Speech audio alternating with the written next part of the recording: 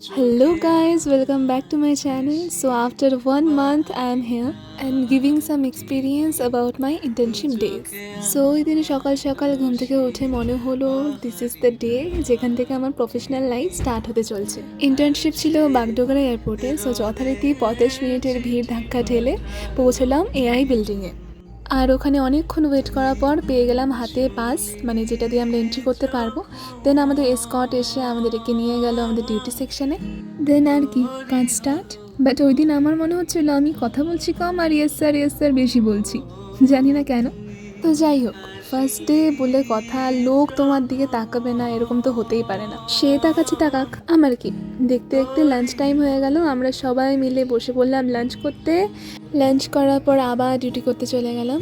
দেন বাড়ি ফেরার টাইম হয়ে গেল আর হাতে 1 প্লেট মোমো নিয়ে বসে পড়লাম বডি রিচার্জ করতে। খাবার পর ঘুমন্ত চোখ আর ক্লান্ত বডি নিয়ে বেরিয়ে পড়লাম বাড়ির উদ্দেশ্যে। আর এয়ারপোর্টকে বলে এলাম আবার কাল দেখা হচ্ছে।